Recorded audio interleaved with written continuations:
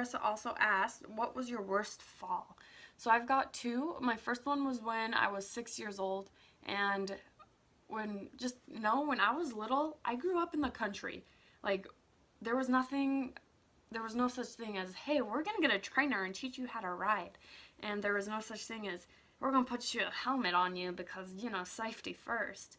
It was just like, here, we're gonna throw you on this horse and you're gonna control it and you're gonna learn how to ride. And this horse was an idiot and took advantage of you, and it was like, if you wanna ride, you gotta ride this horse, I don't care.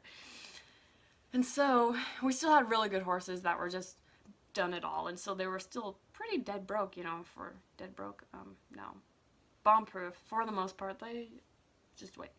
So we had Flicka, and she was kind of a try to take advantage, but she was still a super good horse. She was a family horse, and we had her for a long time, and just me and my siblings and a lot of my cousins, we just like to play games with the horses, like Indians or whatever, and we were playing Pioneers at that time. And so we obviously needed a cart. Can't play Pioneers without a cart. And we found a baby stroller that you hook up to the back of a bike, and we decided to hook that up to the horse.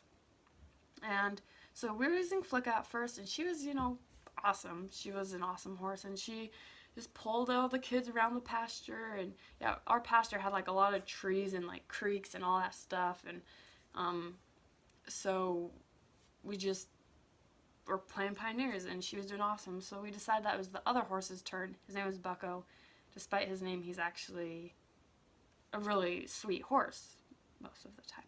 And so, and he is a good horse. He's not a bucker.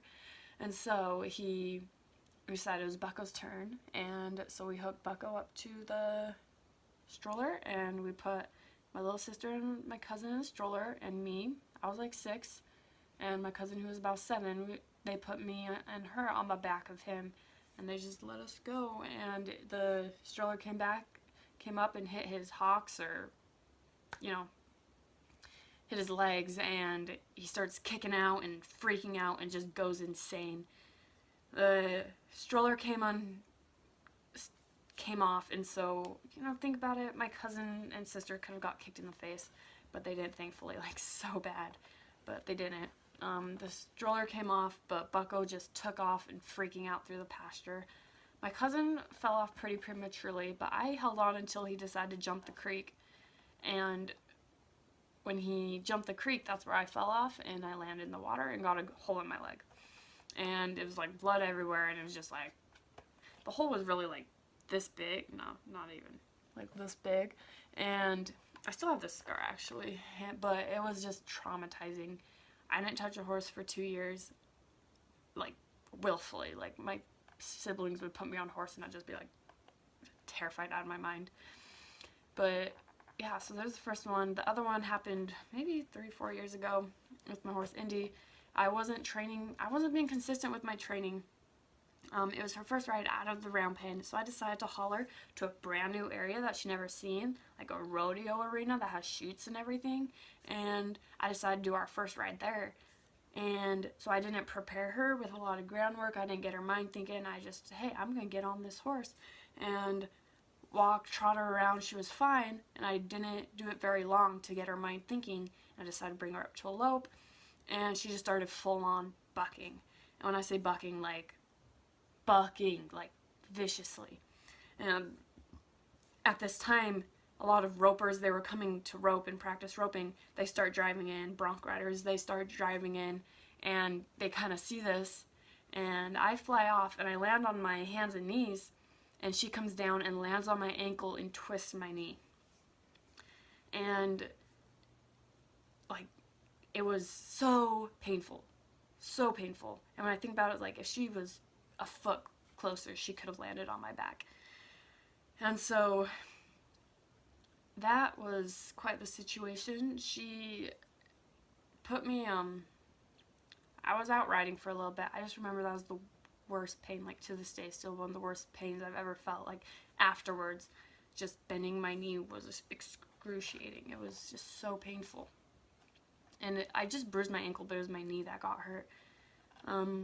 I just remember afterwards, all, like, the rodeo guys that were there were just like, holy crap, that's probably some of the bigger bucks I've seen. And I was like, yeah, I'm not a bronc rider. Yeah, no way I was sitting that. She was going insane. And so, yeah, there was that. Okay, so Carissa also asked long-term goals for riding and or training. For riding, I would like to, like I said, eventually maybe start doing reining, maybe eventing as well. I don't have huge things in mind. I just want to train horses and get in the habit of training horses again. I want to train reining horses, and I just want to train and sell horses, and I want to just work with horses. Do you prefer shoes or no shoes? I'm actually a no shoes person. Not that I think that they're necessarily bad. It's just if a horse doesn't need them, I don't find the point in putting them on. And so, 2 of my horses don't have shoes, and the one, I'm going to end up taking the shoes off of him and let him get used to not having shoes, because he's so bad at pulling shoes, and it's just not worth it. And his feet aren't terrible enough where he can't live without them. And so I'm honestly a no shoes person. I understand that some horses can really benefit from shoes. I definitely understand that. But if a horse doesn't need them, I'm not going to do them. This is actually my old high school teacher. She asked, her name is Liz. She asked, what can you do with a horse that has food aggression issues? My mare is so nasty to my other mare at feeding time. Honestly, I don't have much that I can say to help you with that. But I can put in my 2 cents about that still.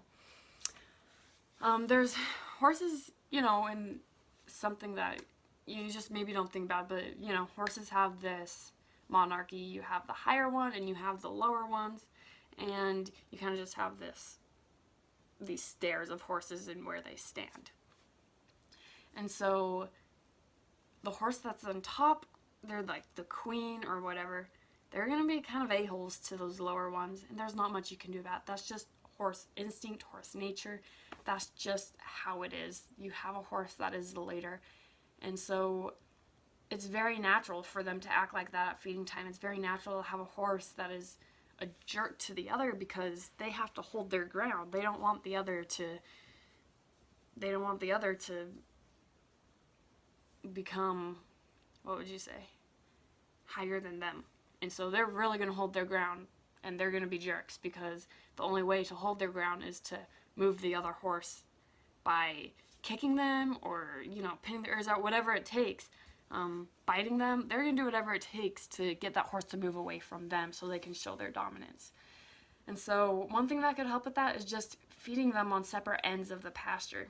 And that way, or just on separate ends of the pen or whatever, that way they're not as close together to beat up on each other, if that makes sense. And good chance she's already doing that. That's just, sorry, I can't really help much with that. That's just my thought on it. There might be ways to fix it. I just don't know of any. So, although if the horse is being aggressive towards you at feeding time, that's where you just need to do a ton of backing up. Get their mind thinking in a back position. Because if they're aggressive towards you, good chance they're biting you, they're trying to kick you, they're trying to do all that stuff, So that's kind of a forward motion. You want to redirect that backwards. And so literally just do a ton of backing up with high speed and energy and making them just think back. And that can really help with them not wanting to bite at you. Okay, so on Instagram, Maxie asks, or m_1. I don't really know how to say that, but her name is Maxie. She says, what do you find is the biggest challenge in training a young horse? Probably for me, honestly, with any horse, is staying consistent. I want to get into that habit of just working horses every day and staying consistent. I just haven't to get back into that habit. And I haven't figured out exactly how. And so, if anybody has tips, let me know. But I'm not terrible. I still work with horses maybe 3 days a week, or a lot of times 5, but it's just still, I want to stay consistent. That's my biggest thing. She also asked, what is the biggest advice you'd give someone in riding or training? Your safety is number 1, horse is number 2, so don't do anything that's going to put yourself in a bad situation. If you think the horse is going to buck, don't get on it. Do groundwork or whatever to, you know, just be safe. Don't put yourself in a bad situation, because you can die and you're gone. Your horse can die. And, you know, as sad as it sounds, like, you can get another horse. And obviously I'm not saying, like, let your horse die, because horse safety is number 2. Like, you have to keep your horse safe. You can't control every situation, but still you have to keep your horse safe. And so, yeah, that's the thing, is be safe. Also, get your horses respect, and don't let your horse get away with crap. So it really saves you in the long end. And don't act like your horse is this little flower petal, because they're a lot stronger and bigger than what people make of them. Like, it annoys me how much people baby their horses. Like, it's like they think that if you look at them wrong, they're gonna break. Horses are big animals and they can do some damage, okay? Teach your horse to be respectful. Don't let them get away with crap. Are you still riding the sorrel TB that was also named Rory? Rory is now Charlie. Yes, I ride him, I own him.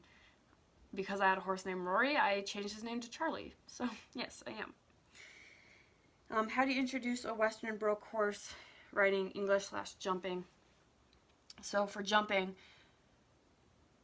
you can teach them on the ground first. I kind of like to set up barrels and get them going over the barrels, just because they get that idea of jumping and where to put their feet before you even get on them. And do a lot of trotting pulls, and once you get on them, you can, a lot of times they'll just be like, oh, I've seen this before, I know how to jump, but their striding will be wrong. So it's just really good to do like trotting pulls and getting their rhythm down, and just do a lot of stuff to build up their muscle for that. And you can still do little jumps or do what you need to, whatever the horse is comfortable with, but just, I like to introduce them to jumping on the ground first, and then when you get on them, just do a ton of, trotting pulls and building up muscle and getting them to use that back end more. I hope that's helpful. Okay, so my friend Bailey asks, what got you into horses? Honestly, I don't remember. I couldn't really tell you. I grew up loving horses and wanting everything to do with horses, besides that situation that I didn't touch a horse for 2 years because they terrified me.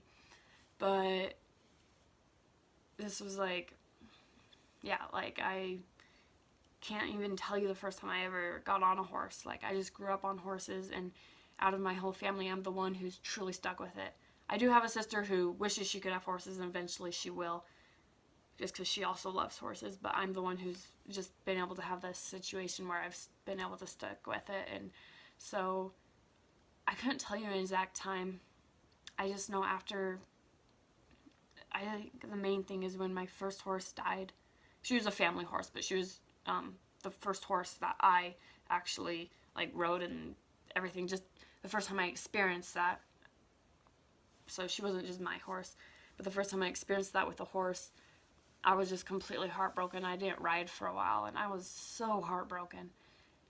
But I just remember, I think maybe even a year, maybe less than a year, but around that went by, and I was just, almost had this craving to ride. Like, all I wanted to do was ride, and so I started riding Whoopi. And Whoopi was young and dumb, and she wasn't really fit for a green rider like I was, but I just did anyway, and she scared me, and I stopped riding her, and then I got Jenny Lynn, and then once Jenny Lynn came, that's where I really got my desire to train horses and stick to it, and this is what I want to do for the rest of my life. So that's kind of what happened. And so that is all the questions.